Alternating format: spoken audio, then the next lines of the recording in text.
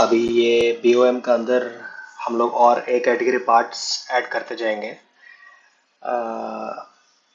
In in-house parts we can add कुछ जो standard parts है. No need to make that item again. वो हमारा फुट प्लेट अगर ये हर मशीन में स्टैंडर्ड यूज होता है तो ये SPM 101 मतलब ये सिंगल पंच में यूज हुआ पार्ट है. तो you can just fetch this part directly. ये कितना 10 पीस लगेंगे एक बेड बनाने के लिए, तो 10 पीस ऐड किए. एंड सम पार्ट्स लाइक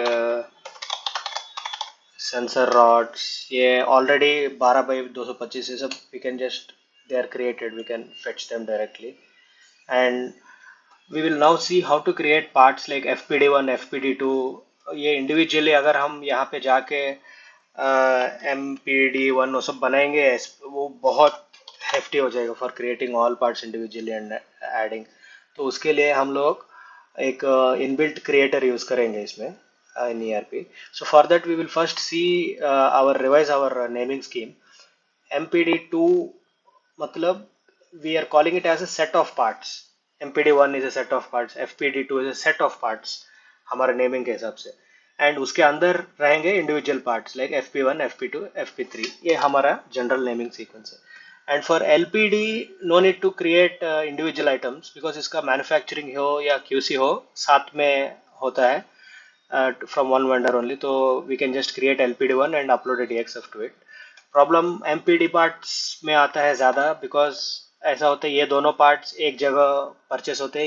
ये पार्ट भी साथ में उसी वेंडर से परचेस करते हैं तो कंबाइन करके दे ऑर्डर टू मल्टीपल वेंडर्स. तो उसके लिए हम सेपरेट आइटम्स बना के उसके अंदर इंडिविजुअल ड्राइंग्स अपलोड करेंगे तो क्लम्स होके अपने आप वो PDF कंपाइल होके चले जाता है from this and from this ऐसा. So for that purpose we will create these items now.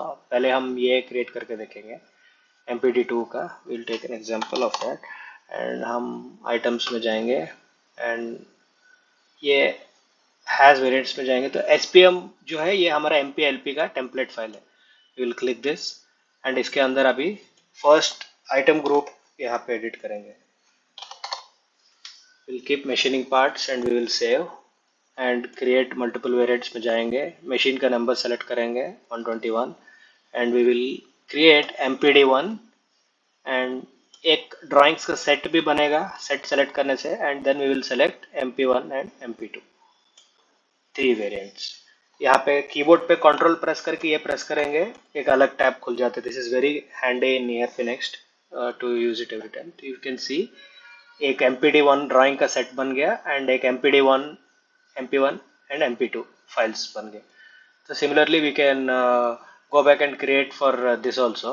Now we'll create FPD2 के अंदर FP1 FP2 FP3. यहाँ पे FPD1 के अंदर इसलिए पार्ट्स नहीं डाल रहे because FPD1 usually will be our bed first of all. FPD1 में हमेशा बेड देना अच्छा रहता है तो एक FPD1 बनाते हैं जो हम बेड के लिए यूज करेंगे एंड FPD2 के अंदर ये सब पार्ट्स बनाएंगे हम लोग. तो what we will do is we will go to in-house fabricated parts and इसको सेव करेंगे and we will go inside multiple variants and SPM 121 के अंदर okay we will select FPD1 and एक सेट पहले बना देंगे हम लोग for bed. Okay, so that is created and we will go again multiple variants and we will create MPD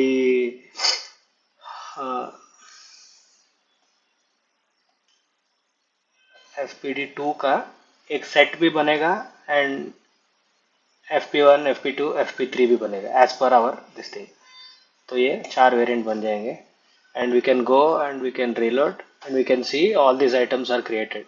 तो ये सब हम अभी क्रिएट किए हुए items. So likewise we can अगर FSD बनाना है we can use single variant also. Actually एक फाइल बनाना है तो यहाँ पे सीधा हम नंबर डालेंगे SPM नंबर का एंड उसको सीधा हम FSD1 बोलेंगे. तो no need to put the part file also, direct create करेंगे. तो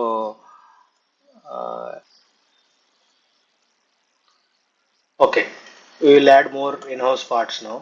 इसके अंदर हम ये क्लिक करेंगे एक सेट बन गया ये ऐड करते.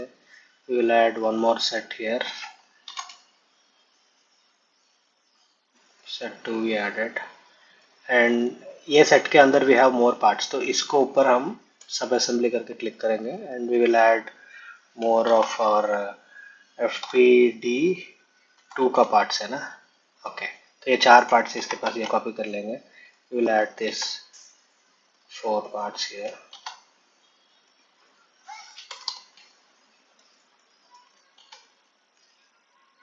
Okay, we have 3 parts. Not leave anything empty. We'll add. So similarly, we can keep adding parts to this after creating it from. And similarly, we have sub-assemblies here. And here in sub-assembly first, we have to 121 FSD. Yeah, we have to put this. And इसके अंदर हम लोग बाकी nut bolt सब M8 by 25, all those Allen bolts and all those things, 26 pieces and 12 by 90 Allen bolt, ये सब हम इसमें डाल सकते हैं inside this FST. Okay, once everything is done, we can close this also just for clarity. Okay, no need to keep everything open.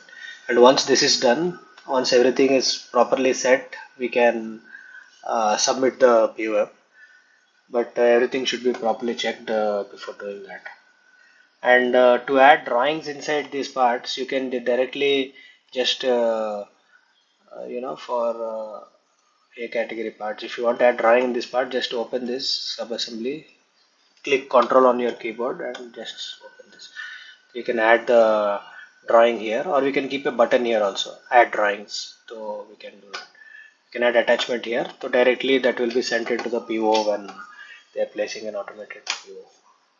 So that's how you create a bill of material and create a category parts to add into this.